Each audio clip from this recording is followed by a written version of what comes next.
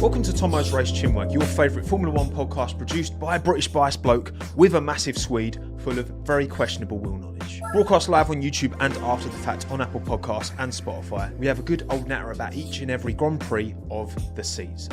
My name's Tommo, let's talk about it. And we're live. Wow, what a weekend of festivities in Formula 1. It's done. The penultimate round is ahead of us. It's behind us, should I say.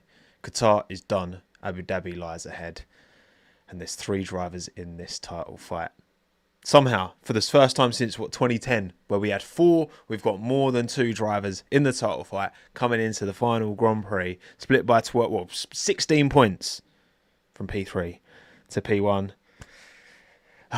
We've got a lot to get into. Welcome everyone here on YouTube. McFrin, Ninja, Natalie, Con, PP, Agruba, Sam, Jeremy, Echo, Razor, Miyaku, Ollie, Milan, Thomas, and the rest of you. My name is Tommo. Thomas as well, technically. And we are going to talk all about it. The 2025 Qatar Grand Prix. We covered the sprint. Don't need to talk about the sprint. That was boring as you like. But we are going to talk all about the main race. Can we please? Well, actually, I've already asked you, and I've got a reasonable submission. Let's give a race rating out of 10. Poll to kick things off, shall we? You've got 4 options. I'm going to go 8 or above, just judging off of your responses. 7, 6, a 5 or below. Now, this is one of those where tense, I think, is the word. Someone used it in live chat. It was tense. It was very, very, very tense. And it all played out in a pretty textbook in the same way that you couldn't write a lot of 2021. For that incident, that safety car to come out on lap 7, which was literally, 25 lap maximum stint on tyres, a 57 lap race. You do 7 laps, you pit, and do 2 25 lap stints to the end. It could not have fallen at a more opportune moment. It felt like it was written, didn't it? And the way it played out, it did completely change how the race would have finished, at least amongst the top 3. We've got a lot to get into. We have got a lot to get into. Please let me know what you thought. 14% of you are 8 or above, 31% of you are 7, 33% of you are 6, and 22% of you are 5 or below. Interesting, because for me, honestly, this time out, the nerves, the tension, the stress, it made this race so much better than it would have been if this race was at the start of the year. You know what I mean? I think that context, for me, it made it an 8 out of 10. I was thoroughly on the edge of my seat for so much of it. Seeing Lando trying to make moves through at the end and obviously getting past Antonelli. Seeing it all play out. I don't know. I enjoyed it. I could not keep my eyes off it. And when a race captivates you that much, for me, it is well deserving of an 8 out of 10. Not all of you agree, although there's a pretty even split. 20% of you now saying 8 or above, 30% of you are 7, 28% of you are 6, 23% of you are 5. So this is one of them. Yeah, the context massively matters. Again, if this is round 3 of the championship, it's probably getting a 6. But because of where it is in the championship fight, how it impacted things and the tension because of that, I'm giving it an 8. I had a thoroughly good time watching this race. I would definitely watch that all again, actually. I would re-watch that one. You can't say that for many Grand Prix and just go over in my head the permutations of how things could have played out so differently. I had a great time. And Brian, you might say, but there was no racing. There was a massive DRS train with Fernando Alonso. Yeah, but I still really enjoyed it. I still had a great time. And I'm going to give it an 8 out of 10. It's funny how it works sometimes, isn't it? It's funny how it works. Also, why have I got a picture of George Russell on the podium? Interesting. Anyway, we're gonna move on from that image, and we're gonna talk about qualifying. As George Russell snuck onto that podium, quality results first and foremost. Damage done very much for Lando Norris on Saturday, wasn't it? He couldn't get his second push lap in. He made a mistake, had to abort the lap, and Oscar Piastri took pole by just over a tenth, I want to say. Oscar Piastri P1, Lando Norris P2, Max Verstappen P3, about 3/10 off in the end. Fractionally ahead of George Russell was Max in qualifying by like 100th of a second, I want to say. And of course, lining up on that clean side of the grid as P1, 3, 5, 7, etc. did seem to pay dividends. Max got a great start, and of course he got past Lando into turn 1. If he'd started behind George Russell, he probably wouldn't have been able to do that, and the butterfly effect would have been significant. Hadjar P6, huge from him as well. Sainz P7's been performing very well as of late. Fernando Alonso P8, Gasly P9, and Charles Leclerc just about squeezing in. That spin was so dramatic and so violent, you know, when Charles on his push lap just went for a pirouette. It was a proper spin, that one. Scary. Hulkenberg 11, Lawson 12, Behrman 13, Bortoleto 14, Albon 15. Another qualifying, another weekend to forget for Alex. Yuki P16 bumped out as much as he did bits in sprint. Bumped out in Q1, disappointing in P16. Okon 17, Hamilton 18 again. 18th in sprint quali, 18th in normal quali. Not good enough. Tough weekend for Lewis Hamilton fans, got to be said. And then Stroll, Collar, Pinto bringing up the rear. So that was qualifying, and that has had an impact on the head-to-heads, of course, over the course of the season, which we should look at now, and we shall rejoice because the average gap between Verstappen and Tsunoda is less than 6/10. Hallelujah. It's 0.594. Oh, dear. Alonso Stroll, 0.330. Russell Antonelli, 0.246. Gasly Colapinto, 0.204. Leclerc Hamilton, 0.183. Hadjar Lawson, 0.161. Behrman Ocon, 0.129. Hulkenberg brought it out 70 hundredths of a second. Thousandths of a second, should I say. Sainz Albon, that has flipped now. Sainz is quicker than Albon by 6 thousandths of a second on average over the course of the year. And Norris Piastri, on average over the course of the year, Norris quicker by 4 thousandths of a second. Insanely close margins between the Williams and the McLaren drivers. I think you've got, probably say on pace, right? It's hard to get the same level of comparison when you're comparing race stints because dirty air, because track conditions. Like, there's so many variables in quali, but even more in the race. And yeah, I mean, I think the McLaren and the Williams pairs have been the closest teammate pairings of the course of the year, and the Red Bull and Aston Martin team pairings have been the furthest apart. And I think this is a very good quantified demonstration of that. But yeah, 4 thousandths is pretty crazy. It's pretty crazy. One more to go in Abu Dhabi. Sainz and Albon and Norris Piastri can definitely switch. Who's going to win the head-to-head? We will find out soon enough. As for the race, well, Max Verstappen wins ahead of Oscar Piastri and Carlos Sainz. Lando Norris P4 in the end, almost P5, but again got past Antonelli late on. George Russell P6. Fernando Alonso managed to have a spin and still finish P7. Huge from him. Charles Leclerc P8 wasn't able to really make any inroads in his Ferrari. Liam Lawson P9. Yuki Tsunoda P10. Albon out the points. Not good. Lewis out the points. Bortoleto Colapinto. Ocon, he had a false start, then didn't serve it properly. Craziness going on. Gasly, of course. I mean, he had a race. He had a race, didn't he? So I mean, how he managed to get to the end after that contact with Hulkenberg's beyond me. But he did damage his car pretty significantly. So hence why he just didn't do anything.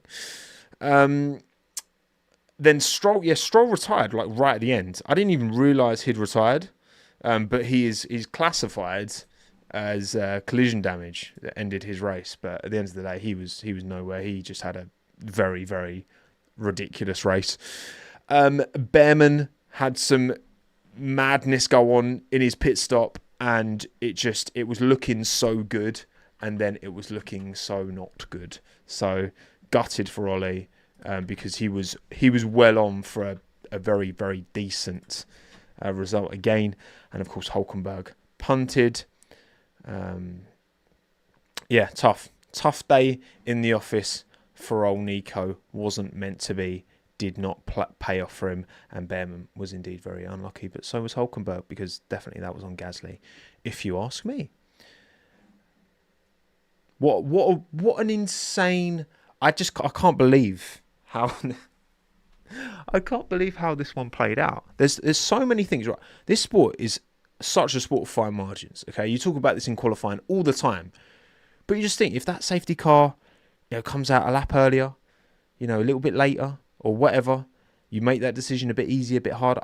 It's insane that it played out the way it did, I guess, is ultimately what I'm saying. I can't believe it's mad. It's mad. So the driver standings are as such going into the finale in Abu Dhabi this weekend. This time next week, we will know who is 2025 F1 World Champion. And it could be Lando Norris, who is currently on 408 points. It could be Max Verstappen, who is currently on 396 points. It could be Oscar Piastri, who is on 392 points. So that's a 12-point gap. Norris Verstappen, it's a 16-point gap. Norris Piastri. You know what's interesting? If this race had finished in the order that it was prior to the safety car, with Oscar Piastri leading ahead of Max Verstappen and then Lando P3, the gap that Norris would have to P2 would be the same, but instead of being 12 points ahead of Max, he'd be 12 points ahead of Piastri, and Verstappen would be 22 points back. I think that was 22 points, wasn't it? I tweeted, I did the maths, and I tweeted, Verstappen would be on 389. He'd be 22 points behind Lando Norris, who'd be on 411, because he would have got P3 instead of P4. So it's obviously an absolute stinker from the perspective of Oscar Piastri. And McLaren have got a lot of answering to do to their drivers. Not just as much as the gap from P1 and P2 is the same for Lando. They let both their drivers down today. I think that is very, very fair to say. They made a poor decision, and I feel like I know why. But otherwise, driver standings, not massively anything of interest there, apart from the fact that Alex Albon and Carlos Sainz are now only split by 7. That's not 7 points. That's terrible maths. 9 points, 73 to 64. Considering where Sainz was, I was losing my mind about Carlos being like P18 in the standings not that long ago. And his P9 with 64 points and second podium of the season. And Alex hasn't scored for about 15,000 Grand Prix. Heh, great, yeah. Chuff for Carlos, chuff for Williams. Gutted that Alex hasn't been the one to take the podiums. But he's not been executing well enough as of late. So, and I literally said this in my preseason prediction. They will be super close. They will be hyper close. I predicted them as the closest teammate pairing of the year. And over the course of the year, they have been. And I'd say Alex would start well. By the end of the year, Carlos would probably be slightly outperforming Alex. He's not slightly outperforming Alex. He's quite significantly outperforming Alex, because Alex just can't string a weekend together. But they are very close on pace. They are very, very close on pace, aren't they? So, those are the driver standings. Bosch, lovely jubbly. And these are the team standings, which are kind of interesting when you look down. So, Ferrari, first of all, are guaranteed P4, which is crazy.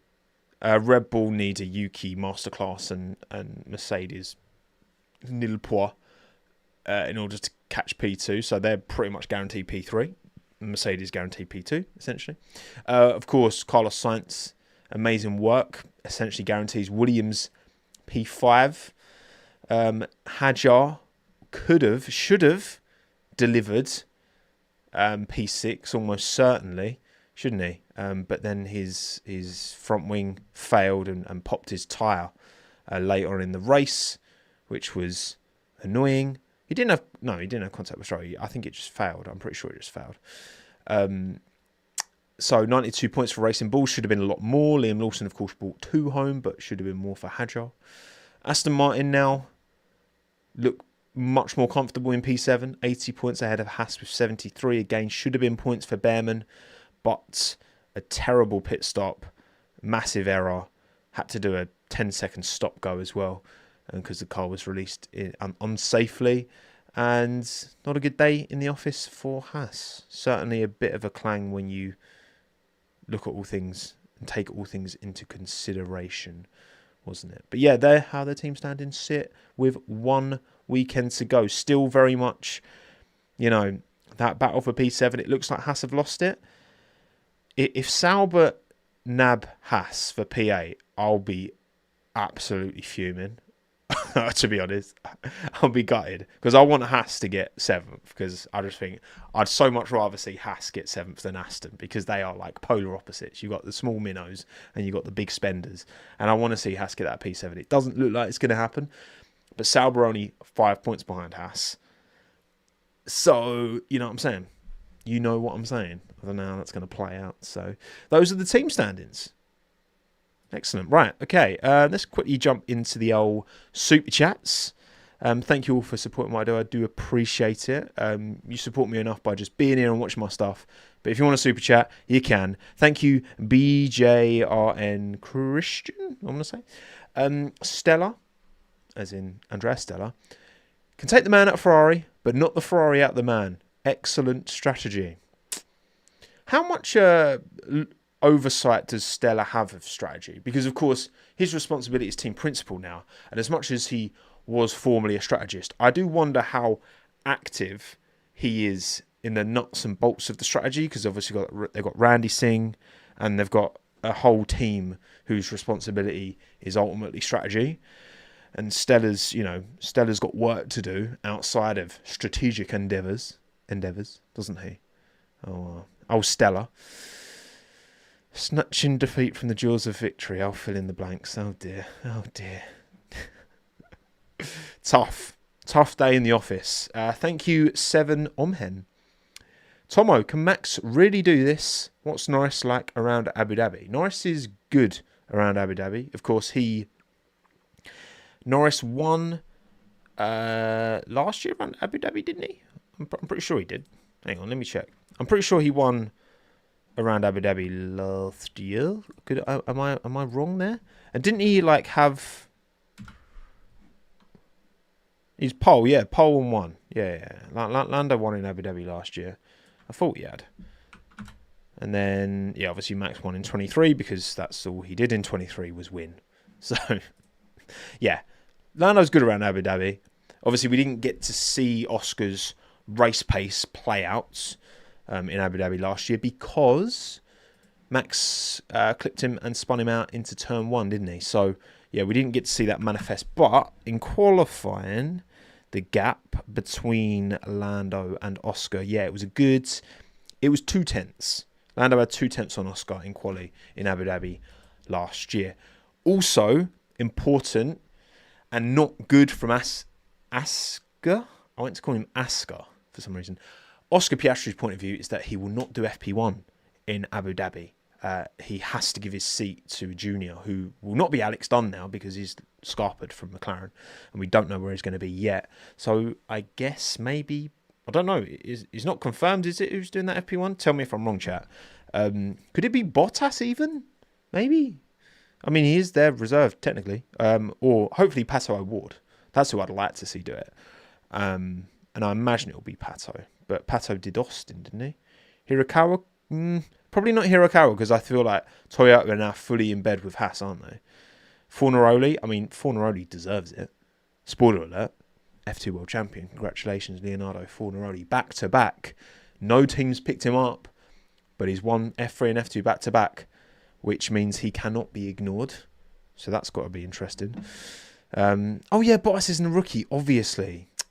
See, this is what I like about being live, is you lot can correct me and humble me in real time. Because, of course, it has to be a rookie. You can't just chuck Bottas in the car, even though he's the reserve. Duh. Thank you, everyone. But yeah, hopefully Pato. It might be confirmed. I don't know if it is. Thank you, John Doe, for the super chat.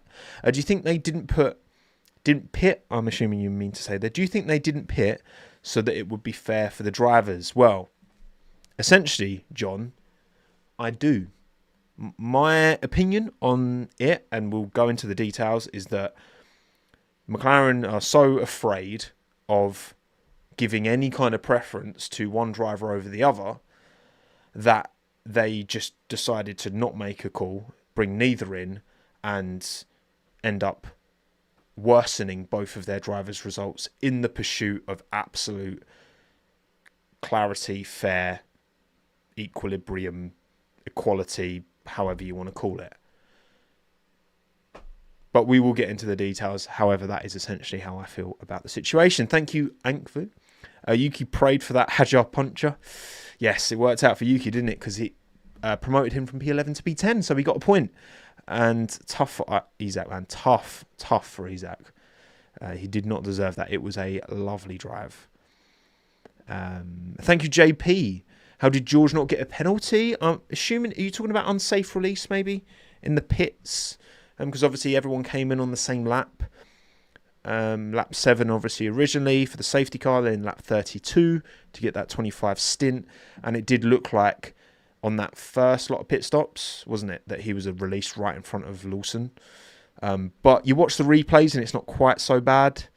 So, yeah, I mean, it's a good question, if that is what you're alluding to anyway.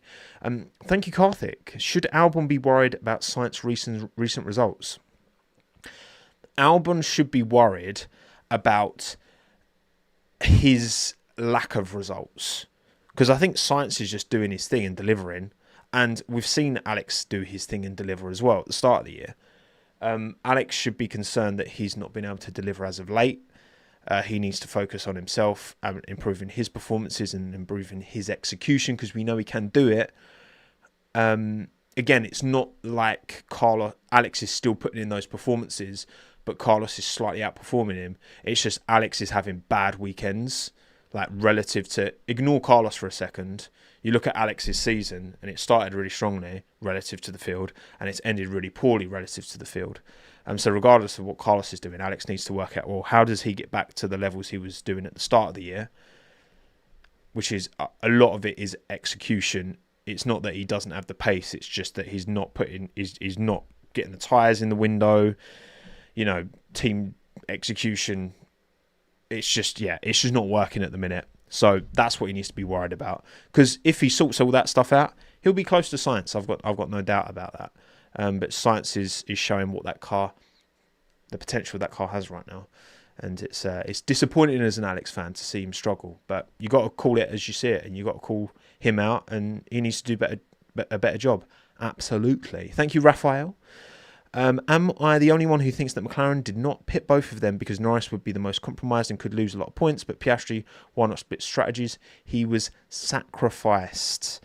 McLaren did not pit both of them because Norris would have been more compromised. You're right in that, because he probably would have had to stop and hold position while Piastri had his pit stop, so lost more time relative and then fallen further back than Oscar because of the timings of how it all played out.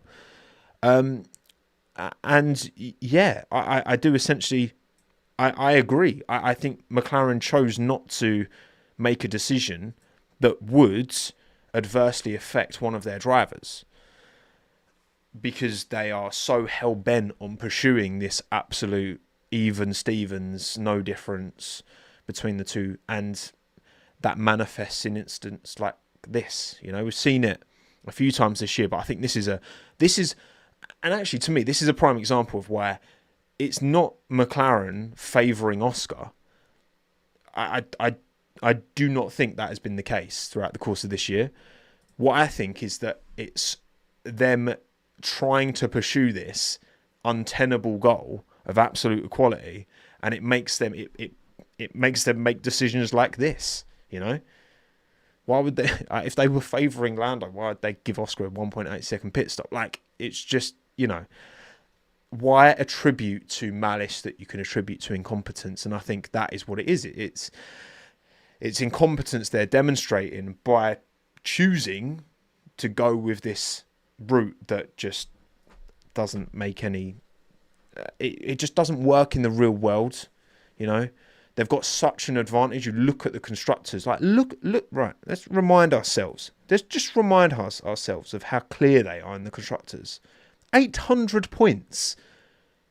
459 is the next.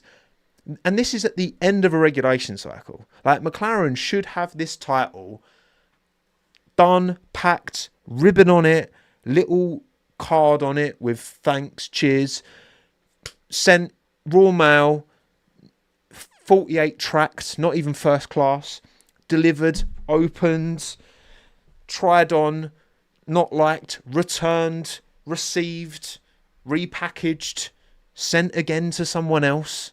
Like, it should be done. And it's not. And why is it not? We want 2 number 1 drivers. Cool. Admirable. Fine. Entertaining for us fans. Absolutely, right? Of course, we've got a championship fight. And if they prioritise one over the other, we wouldn't. But, like, it's just... I feel for McLaren fans. I do. I feel for Lando fans. I feel for Oscar fans. Because, honestly, this approach is stiffing over both drivers. It doesn't work for either of them. And it's not tenable long term. And... like, imagine how far Max would be ahead of both of them if this car was only the best car, but not dominant, right? Because it over the course of the season, it has been a dominant package. You look at how consistently they've been quick at every single weekend. You can class that as dominant because it's quick everywhere. Red Bull's had periods where it's been absolutely nowhere. Mercedes has had periods where it's been nowhere. Ferrari have had periods where they've been somewhere, but mostly nowhere. You know what I'm saying? And it's just crazy it's even come to this.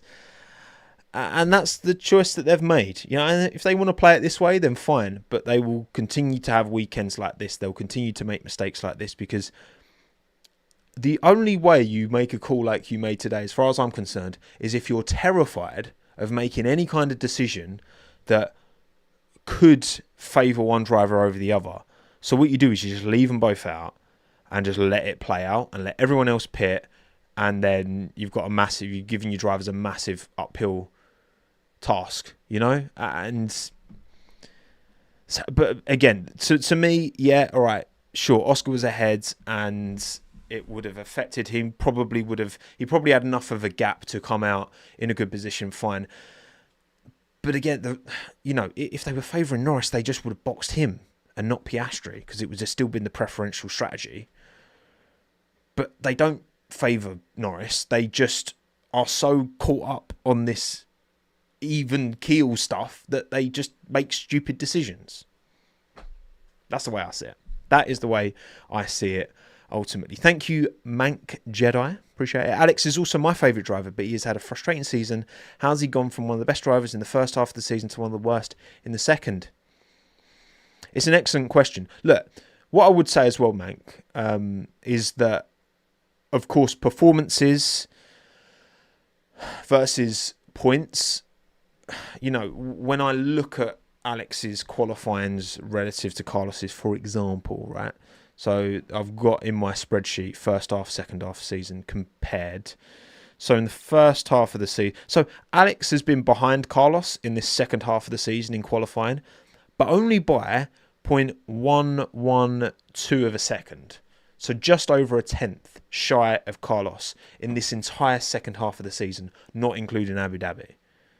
So, you know, that's pretty close. Because in the first half of the season, he was 86 thousandths quicker than Carlos on average in the first half. So in qualifying, it's been nip and tuck the entire year. It's just that there's such fine margins and also just execution from team and from Alex, for sure, as well. But you actually crunch the numbers, and as much as there's been massive points for Albon, no points for Sainz at the start of the year, and then it's the opposite at the end of the year. Actually, performance-wise, I think over the course of the whole year, they have been pretty even. And it's frustrating to see Alex get such a good start, and then just, you know, whether it's through his mistakes, the team, whatever, even though he's not going that much slower than Carlos in qualifying, it's manifesting in like no points, you know, and it's tough, but you got to take it for what it is, and it needs to be better in the same way that, you know, 'cause at least Carlos had good excuses for the start of the year being poor. New team, you know, they've got to work out their relationship. What is the excuse for Alex to have so few points in this second half of the season? I guess it is more what I'm saying. I mean, this race, you know, he tried the hard tyre, was hoping to go long, no safety car. He was the only person to start on hards, I believe. And obviously that's not what happened because there was a safety car on lap 7. So that kind of blew up in his face a bit. But they tried something. But the damage was done in qualifying, you know. The damage was done in qualifying. Thank you, Ross, as well. Imagine Abu Dhabi, it's the last lap. Max is leading. Oscar's P7, Lando P5. Lando needs P4. How far will McLaren go in terms of papaya rules? I mean, look, if... I was thinking about that earlier, Ross, actually. And you've just said or P3. I can't math, my bad. Yeah, no, I know what you mean. So, yeah, if Oscar was third, Lando's fourth, Max is winning, then it would be in Oscar's hands to gift Lando P3 to give Lando the championship versus keeping Lando behind him and then Max wins the championship. Now, obviously, in that instance, I've got zero doubt in my mind that Oscar would give Lando the position. As tough as that would be for him to take, like as uncomfortable as that would be for Oscar, right, to watch his teammate win the title and celebrate and all that. In that position, to not give Lando the position and then be within that team where Lando's also lost the championship, but Lando will know that Oscar like that's even more uncomfortable. Because at the end of the day, if Oscar doesn't win it, Oscar doesn't win it. Whether Max or Lando doesn't win it, wins it, doesn't really, you know. like Oscar's giving the place up, like 100%. He's giving the place up. I'm very happy to say 100% on that one. But of course, yeah. I mean, knowing this season, it probably will end like that, won't it? And then thank you, Easnity. Both Williams in the top 10 standings is crazy. How the not so mighty have risen. How the not so mighty have risen. And again, look, Jobby Dobby, you say not after Monza. The thing is, whatever happens, whoever wins this title, the amount of receipts people will be dragging through of this happened in this race and that would have resulted in that because this happened and that. Like, it's crazy. But yeah, I mean, come on. Obviously, Oscar's giving Lando the position to win the title. Obviously, I think that, you know, real talk, that kind of goes without saying. But anyway, we'll see how it goes. Who knows, right? Could be talking out my rear end. And yeah, just to cover over the F2 overview once again. Already mentioned this, but well done. Congratulations to Leonardo Fornaroli. The Italian's gone back to back F3. And F2, he's won it with a round to go. Jack Crawford had a bit of a stinker this weekend. We saw Solov jump in to an F2 car, which was interesting. He definitely got a bit of a lesson from Villa Gomez. If you push someone wide, then you better hope that they don't have an opportunity to push you wide on the very next corner, because he should have had a much better result in the sprint race. Wasn't to be, but good points. P7 in the feature. And yeah, Fornaroli got the job done. Didn't have a great start and lost position to Martins, should I say, Victor Martins, who won the feature race, but Fornaroli got P2 and got the title. And he's not on a team's books, which is kind of crazy. Maybe this is a Cadillac swoop, perhaps. Maybe an Audi Junior swoop, perhaps. Who knows? Very interesting to see how his career pans out, because you can't get ignored. You can... Who's won back-to-back over recent years? Bortoletto, Russell, Leclerc, Piastri. Come on. But there you go. Well done, Leonardo Fornaroli. Congratulations to you. Okay. Should we do some reflection upon our predictions, chat? I think we should. Starting with bangers and clangers. Mine. We talked about this on Wednesday. I made my predictions, and 2 of them were right. Lando Norris race winner? No, 'twas not the to be the case. Fernando Alonso banger drive. As much as he had a spin, he still finished P7. He did what he needs to do, create in the DRS train to then save his tyres, ruin everyone else's, and then punch it in. Lovely jubbly. I'm giving him a banger drive. I'm giving myself a point for him. Lewis Hamilton clanger. Yes. Need I say any more? Banger team McLaren? Absolutely not.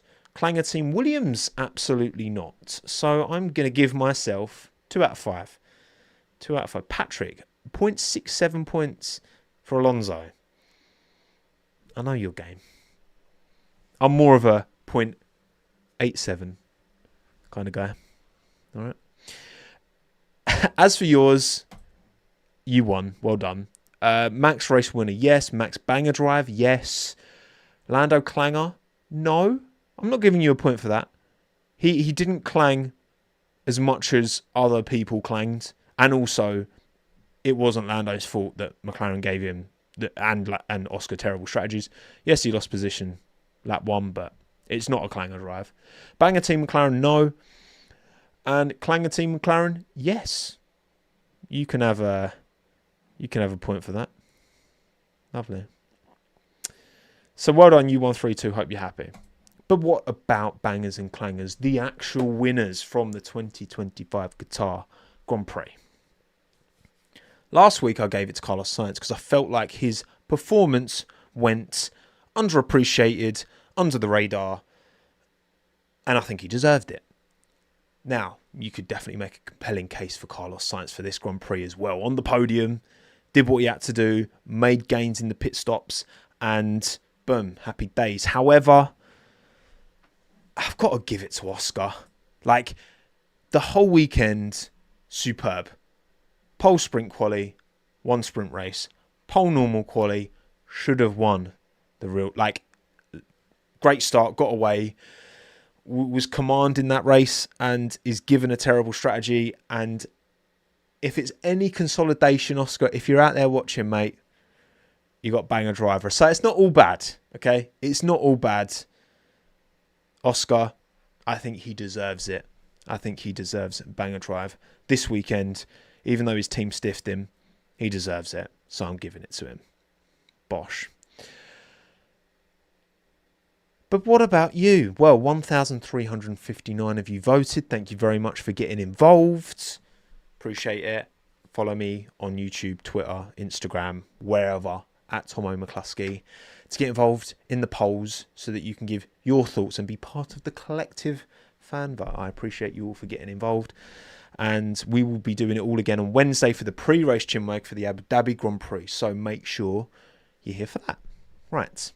Your banger driver this weekend was Carlos Sainz. 61% of the vote. Max Verstappen, 28% of the vote. Oscar Piastri, 10% of the vote. So all the meaningful vote went towards these 3 drivers. Because, of course, those 3 numbers add up to 100, don't they? So well done to Carlos. I mean, no complaints there, to be honest. Max, obviously, all 3 of them maximised what they could control this weekend. So valid, get it, understand it, fair enough. But I'm glad 10% of you gave Oscar his credit, you know. Gave him his flowers. He deserves them. So banger driver for you, Carlos. For me, Oscar Piastri. Clanger driver. It's Lewis. 2 P18s. And a good start, but 2 P18s. And 34% of you agree. 20% Lando Norris, I think, is very harsh. Like, again, the things Lando could control. Yes, of course, he messed up his final push lap in qualifying. Yes, he lost position to Verstappen at the start. But he didn't crash into anybody. He still should have finished on the podium, which is kind of what he needs to do to win the championship. I think that's harsh, but whatever. Gasly, 11%, he did take out Hülkenberg. And not for a nice meal. Nope. And Stroll, I mean, speed in pit lane, just, yeah, way slower than Fernando this weekend. I get it. I understand it. So there you go. There's your clanger driver. So we agree on that front. Banger team. I mean, I think Red Bull, you know, they facilitated Yuki to be able to get P5 which is just a W in itself, even though he almost threw it away with that blooming 5-second penalty. I was like, why Yuki in the sprint race? But then Antonelli got one, so I was like, all is well. And then, of course, he goes out in Q1. Straight back down to earth, as I'm sure my fellow Yuki coin investors, I'm sure you appreciate it. And you agree as well. 52% of you went Red Bull Racing. Obviously, a huge call on the strategy to bring Max in. Hannah Schmidt was on the podium. And, yeah, good vibes all round. As much as GP and Helmut fed into a bit of a conspiracy, didn't they? With, Antonelli just letting Lando pass, which clearly didn't happen. Well, he did let him pass, but not purposefully, is what I'm saying, obviously. But yeah, 52% of the vote for Red Bull, 37% for Williams. Yes, absolutely excellently executed from Carlos Sainz. Carlos was saying post-race, really proud of the team because he felt like they executed like a top team this weekend. And that was heartwarming and confidence-giving for, I really want Williams to do well next year because I love them too.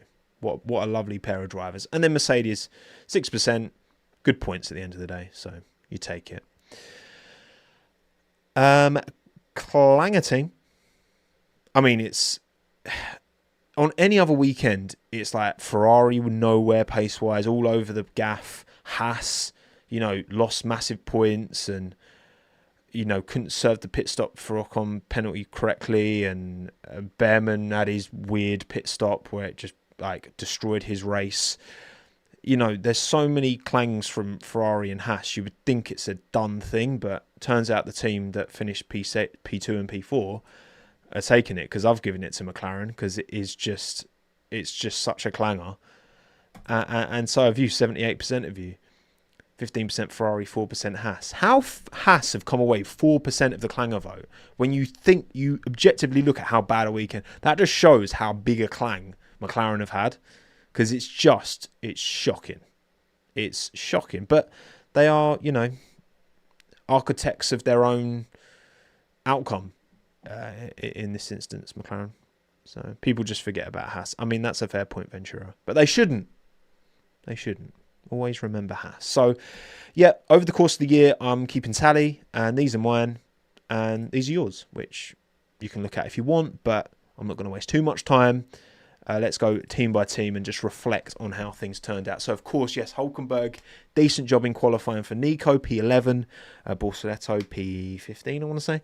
And then, of course, gets tagged by Gasly. A shame because Hülkenberg points looking like a pretty good thing. Maybe not nailed on, but in a good position to do so. Borsaletto stuck by, he's talking post-race, he was like, I was kind of stuck behind Lewis in a Ferrari, which is kind of a bit crazy to say, but that's just where Ferrari are at the moment. So, yes, not ideal. Not ideal at all. But well done, Sauber, for turning up, I suppose. Alpine, Gasly, Q3. Gasly, you know what? Gasly has a habit, doesn't he?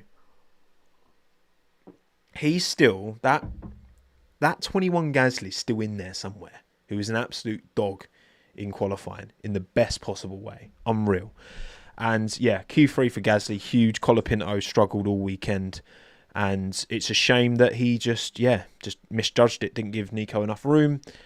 And that essentially ended his race. Obviously, damage to the car. They sent him back out, but his race was over by that point, a glorified testing session.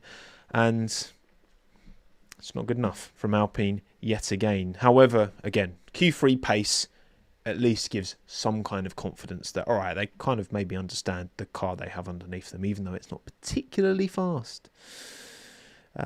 Let's go to McLaren, actually, because super chat from Raphael that I want to cover.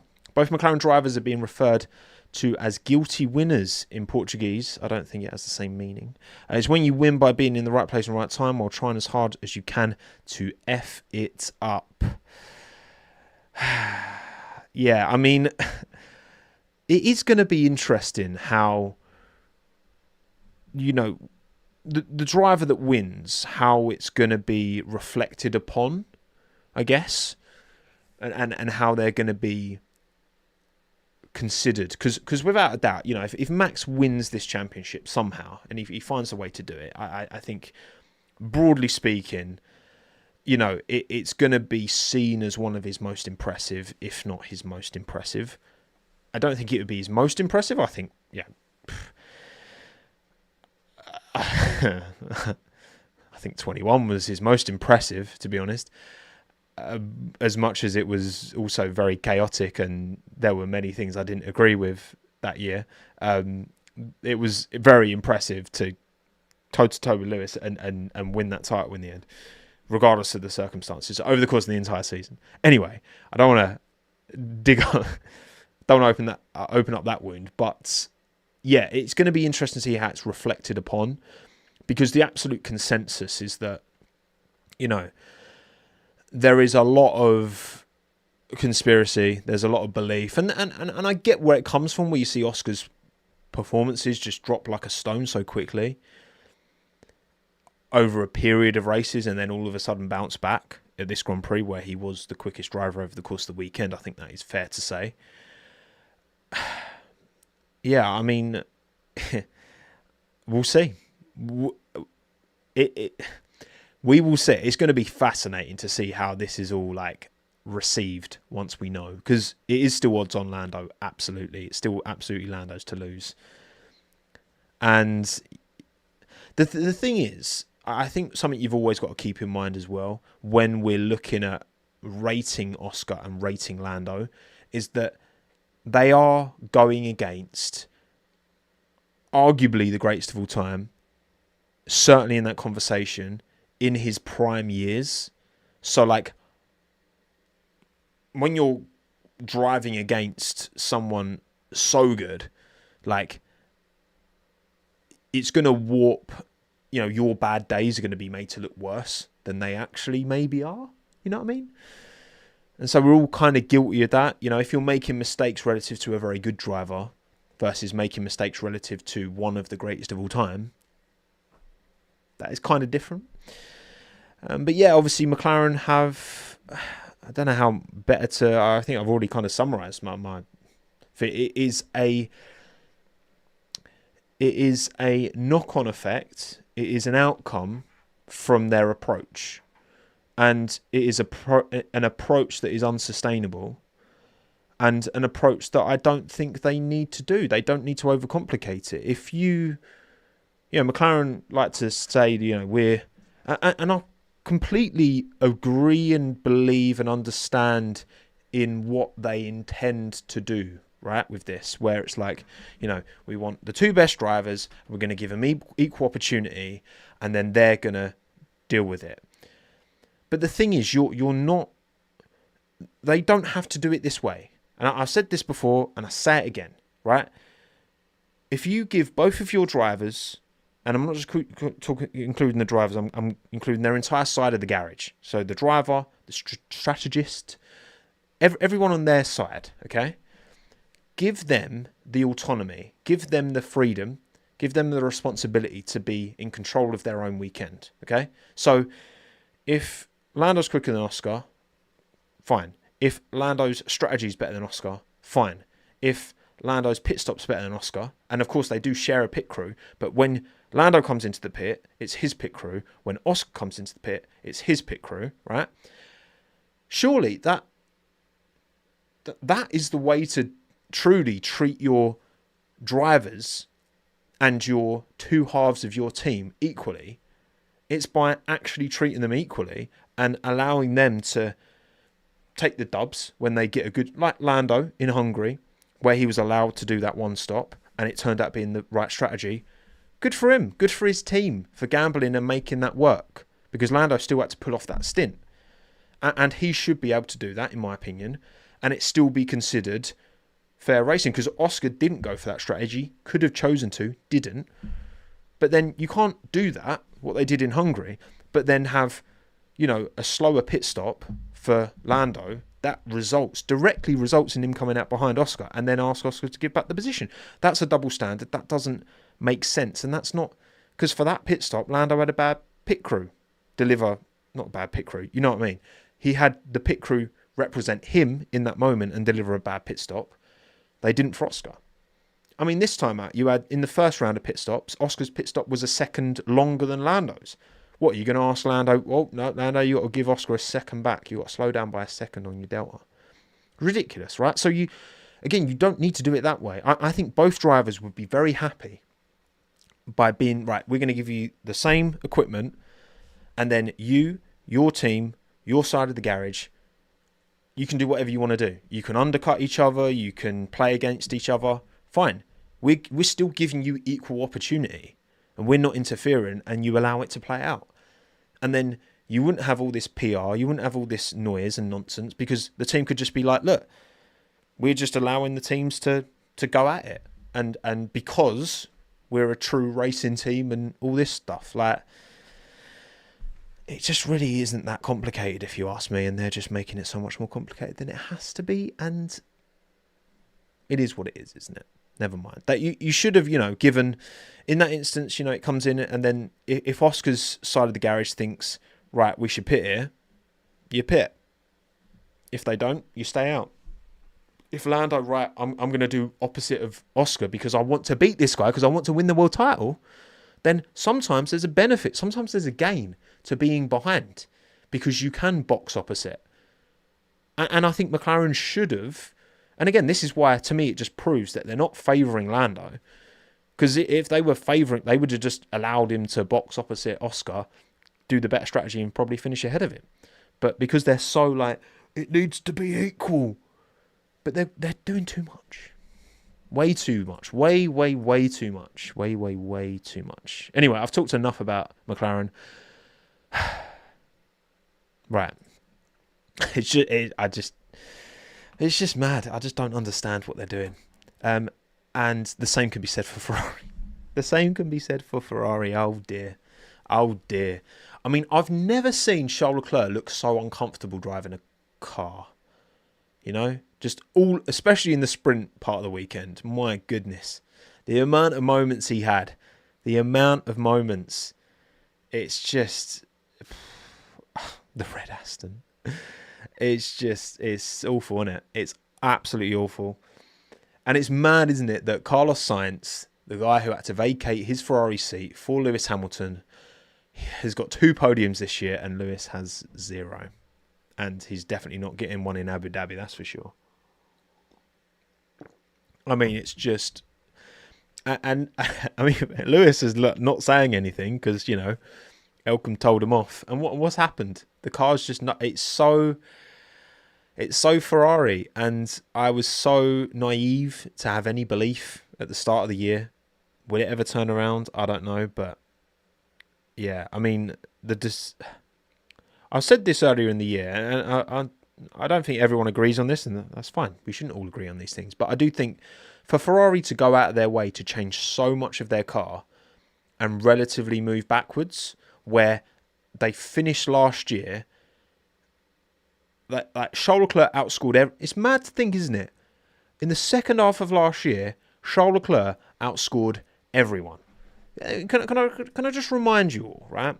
So I'll go to 2024, sorry. 21, what I'm talking about. 2024. And let's just have a look at some of Charles Leclerc's results towards the end of the year. So, here we go. So Belgium, P3. Zandvoort, P3. Italy, P1. Azerbaijan, P2. Singapore, P5. Austin, P1. Mexico, P3. Sao Paulo, P5. Vegas, P4. Qatar, P2. Abu Dhabi, P3. They're in a row. Right? From Belgium, 1, 2, 3, 4, 5, 6, 7, 8, 9, 10, 11 rounds. 11 rounds. 1, 2, 3, 4, 5, 6, 7, 8 podiums, 2 wins.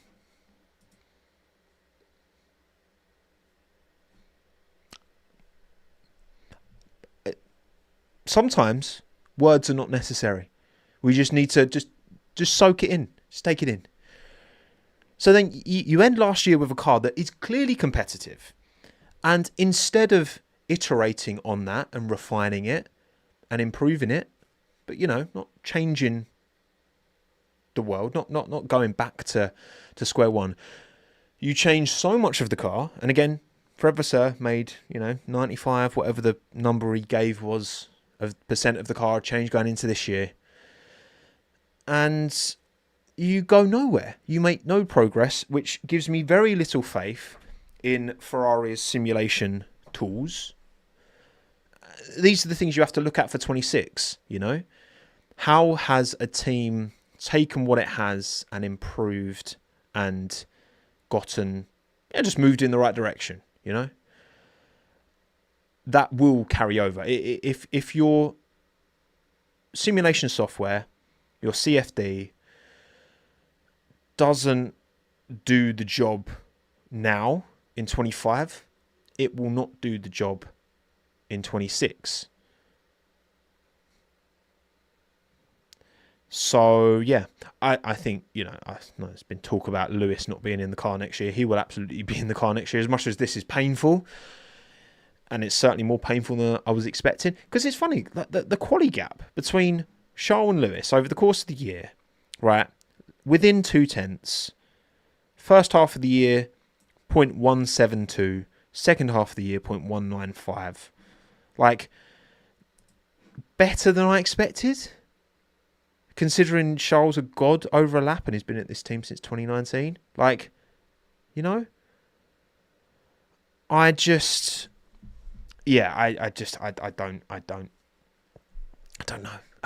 don't understand. Because if I did, then I'd have a job at Ferrari, I guess, wouldn't I? So, good luck. Right, Mercedes. Thank you, BL4, by the way, for the super chat. What is wrong with fans harassing Kimi for his last lap mistake? Unlike with Oscar, he actually defended from Lando for a few laps. Yeah, I mean, unfortunately, that's you're going to get people just being degenerates on the internet and sending hate to people, and it's a shame. Obviously, Kimi didn't intend to give Lando the position. Obviously, that goes without saying. That's a ridiculous assertion to make. You can make it in the moment, fine, but I'm sure Helmut and GP would definitely backtrack their statements in the heat of moment. Because obviously he didn't give Lando the position, he made a mistake, and that happens. But yeah, all in all, I mean, Mercedes they're going to be second in the constructors this year. They've shown signs of progression and improvement, and they've still struggled with the same fundamentals that they have throughout ground effect, which is the high temperatures. They just drop their guts, but it bodes reasonably, I think, for 26. When I look at Mercedes' progress over the course of the year, maybe too little, too late, but George has been able to win races, and Kimi's been able to get podiums. Like it's not bad by any stretch. It happens. Can Kimi compete with George for the title next year? I would, over the course of it. He won't have the consistency of George over the course of the year. He can absolutely out qualify and out race George for sure, but Kimi's shown that he needs a lot of work from a consistency point of view. Once he's in his third year, I'd expect, same with Oscar, to start to mount something and put it all together. But also George is very, very talented. Very, very, very talented. So, yeah, it's a tall order for Kimi to ask him to fight with George. And he's done a reasonable job this year, given he's a rookie as well. So, yeah, not a great start from George. And Kimi obviously made good progress and held on well. And, yeah, made his mistake to allow Lando past, but it happens. He was under a lot of pressure, and yeah, and it's a tough track. And obviously, he started to. What probably didn't help Kimi is by that point, Carlos was struggling with his. It seemed to be a bit of floor damage that was affecting his downforce because he was understeering, wasn't he, into right-handers, and that then would have created more dirty air ahead of Kimi because the gap to Sainz closed, and that probably caught Kimi out. That's kind of my best guesstimate outside. So well done, Kimi, all in all, for a very decent weekend. Just, wasn't to be. And yeah, anyone sending him any kind of stick, it's just embarrassing, really, to be honest with you. Haas, yeah, Haas, man, come on. And look, again, another poor quali from Esteban. I talked about this in my video. Like, why is Esteban qualifying so far behind Behrman? Like, it isn't Like, it wasn't so bad in sprint quali, was it? What was it in sprint quali, actually? Sprint quali was Behrman P12, Okon P15. Yeah, it was fine in sprint quali. They were split by like a tenth and a half. But then in normal quali, again, Ocon's out in Q1, 20.864, and Ollie, 20.548, which is 0.3, which is, that Okon is not... Behrman's quick, don't get me wrong. I think Behrman's massive upside. I think Ferrari have got a hell of a driver on their hands for when they're ready to promote him. But Ocon shouldn't be 0.3 off him in quali. Sorry, I don't buy that. Like, I don't. So, Haas, yeah, it's not good. It's not ideal because they need points and they've got one more weekend to get them. Otherwise, yeah, P8 would be disappointing, but also if they can stay ahead of Sauber, they'd take that. But it would be nice if they could get P7 off of Aston. I would really like to see that. He needs to be worried. I agree, Cole. I think as much as Haas have a responsibility to get performance out of their driver, also obviously Ocon needs to work out, why am I getting slapped up? Like, for example, right? Again, second half of this season in head-to-head qualifying, the advantage, it's almost 0.3 advantage Ollie in the second half of the season, head-to-head qualifying. In the first half, it was 38 thousandths advantage Ocon. Second half, 0.3 advantage Behrman. That is a massive swing. Massive swing. So yeah, just everything that could have gone wrong. Ocon's weird jump start. He had a bit of an Antonelli jump start like Antonelli did in Vegas, where you couldn't really see it, but apparently it was there. And then, yeah, just didn't serve the penalty correctly, and just all this nonsense happened. And then, yeah, Behrman's... I still need to see a proper replay of Behrman's pit stop, because it looked like something big he hit, It was proper sketchy. Don't like to see one of those. Do not like to see those. And they punished him big time accordingly. His serving was fine. I'm sure... Didn't Ocon... Oh, he did serve it correctly. I thought Ocon said he didn't, because I listened to Ocon's post-race. What am I getting wrong, chat? Because I'm sure I listened to all of the drivers post-race, and I'm sure Ocon was like, the mechanic just went like default, referred to the stewards and no further investigation. Oh.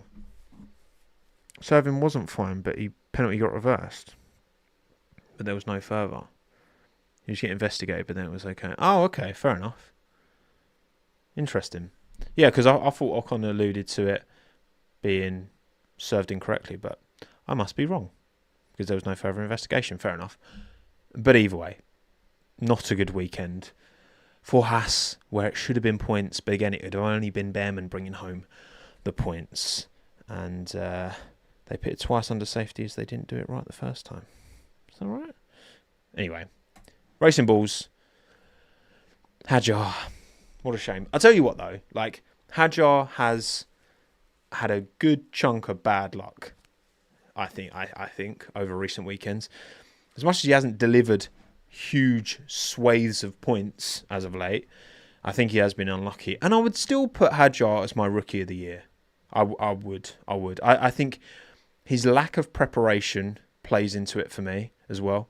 He got barely any testing coming into the season, as did Bortoletto, Antonelli, and Antonelli and Behrman had loads of prep coming into this year compared to Bortoletto and Hadjar. And for Hadjar to do as well as he's done, actually, he's done all right in points recently, to be fair to him. I mean, yeah, eighth in Sao Paulo, 6th in Vegas, stint of 3 races without a point, 11th in Singapore, Austin 16th, Mexico 13th, but then obviously P3 in Netherlands, and then 2/10 in Monza and Baku. So I still would put Hadjar as my Rookie of the Year. Just over the course of the year, I think he's been so impressive and consistently had 1 over on Lawson. But yeah, just wasn't able to deliver, unfortunately, because the car It's just, he's very unlucky. He's been very unlucky this year. It's tough. Has any V-carb AlphaTauri Toro Rosso had good luck in the past decade beside maybe Gasly? Yeah, I mean, Gasly's certainly been the... When you look at the stint where that team's been at their best, it was 2021 AlphaTauri for sure. I mean, they give their drivers a very good platform to move to other teams. Unfortunately, when drivers get promoted from Toro Rosso to Red Bull, they don't do well. But then they get promoted from Toro Rosso to another team, they do well. Work that one out. Although, yeah, Hadjar was alluding to a lot. Hadjar and Tsunoda were being very like cryptic with their responses to media, weren't they? So I don't know. I mean, I ain't got a Scooby what's going on. I don't know what's confirmed, what's not. I don't think anything's confirmed, to be honest. I think they probably leave it super last minute. But Hadjar looked like he was hiding a big smile. So I think he's pretty happy about whatever decision's been made. But I guess we'll see. Because as it's gone, I mean, promoting Hadjar, like, is it a good thing for him to get promoted to Red Bull, given what's happened to all of the previous drivers? Or is he just happy to be confirmed staying in the seat next year? I don't know.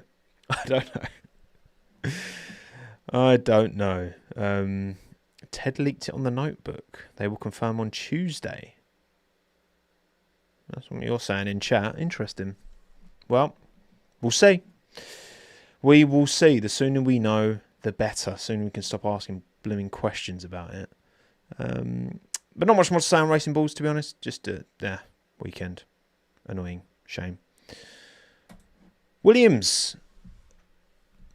I've already waxed lyrical about Sainz, so what more can I say? And again, Albon did the damage in qualifying. Disappointing, annoying, a shame. Clearly that car had pace, and clearly Albon was unable to exploit that pace and get it on the podium, which obviously I really want to see Alex on the podium. And but also Carlos is great. Like, I think he was so unlucky at the start of the year. He deserved a bit of luck, and he deserved things to start going his way, and they very much went his way this weekend. Williams still operationally, like, they had bloody plastic on the tyres when they sent him out for sprint quali, or normal quali, wasn't it? Normal quali, yeah. So, which was a bit awkward. I just, he'll be fine.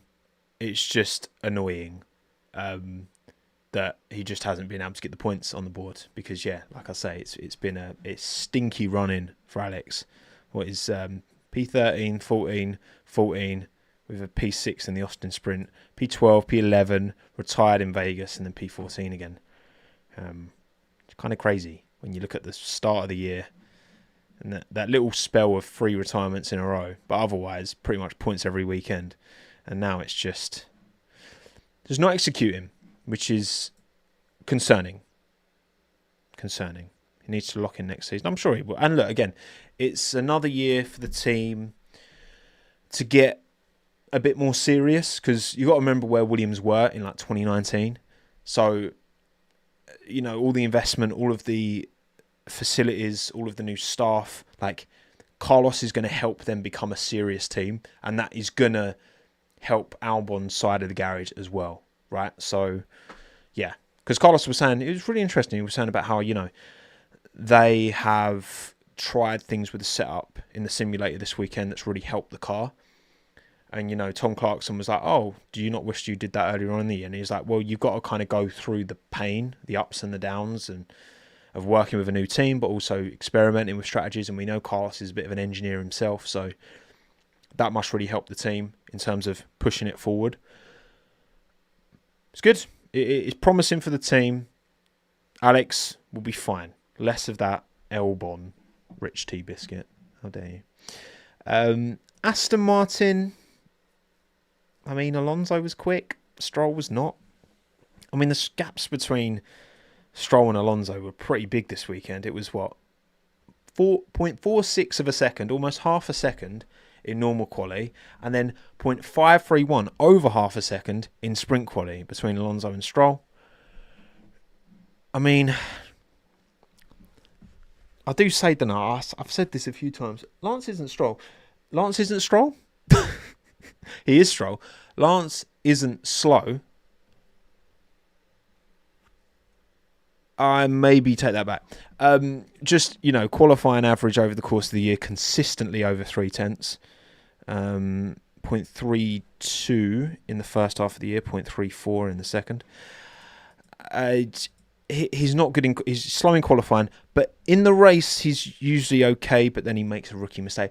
We know the deal with Stroll. We know that why he's here. We know that he's not here purely on merit, and there are absolutely other drivers who would do a better job than him in that seat, and that's just the way it is. So we'll see. Lance is Stroll. Oh dear. I mean, he was strolling this weekend because he was not going quick. That's for sure. But yeah, well done, Fernando. I mean, just played the race he had to play. It worked out a treat for the McLarens because obviously Lando coming out after that first pit stop just ahead of Fernando because he'd held up that train and not pushed too hard, saved his tyres, then could push, and it worked out just for Lando.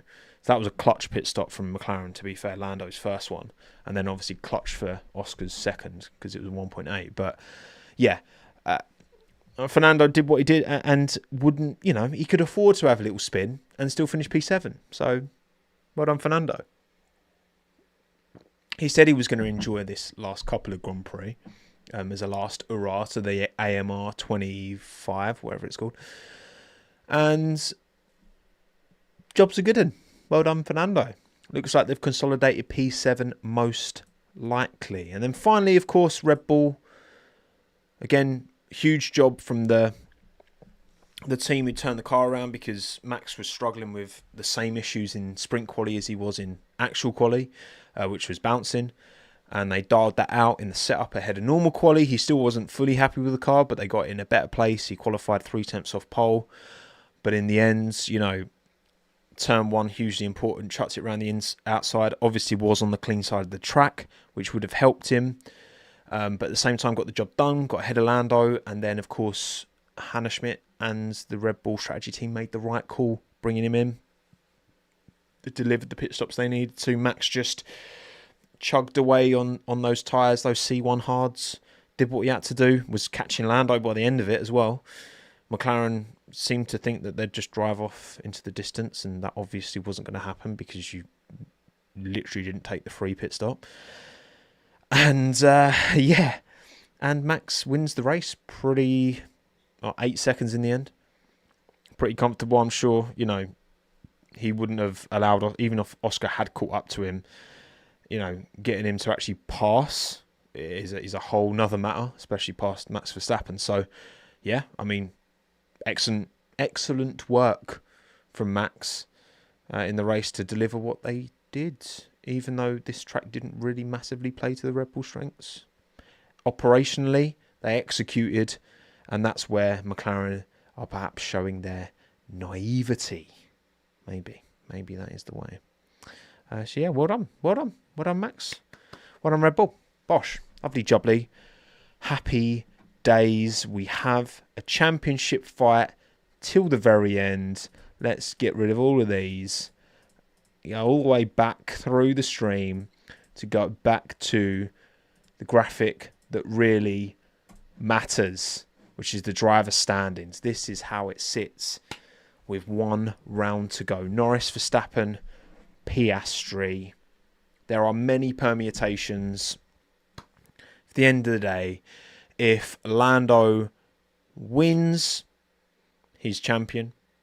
If Lando is second, he is champion. If Lando is third, he is champion. So he needs a solid weekend, and he needs someone who isn't Oscar Piastri or Max Verstappen to finish ahead of him, as well as them two.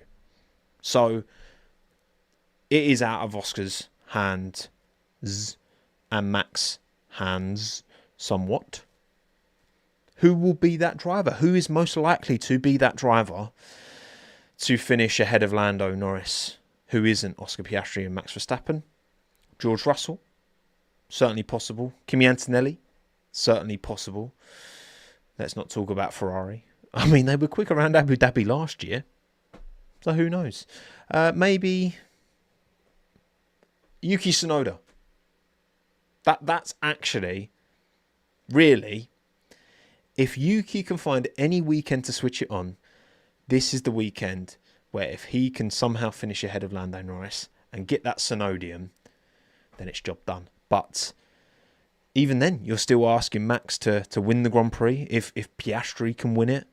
I mean, it's a long shot for Oscar. 16 points is a big gap, but what Vettel was 15 points off when it came down to it in 2010, and he walked away with the title because it's hard to pass around Abu Dhabi, although they didn't have DRS back then.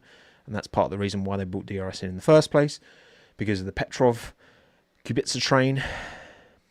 We'll see.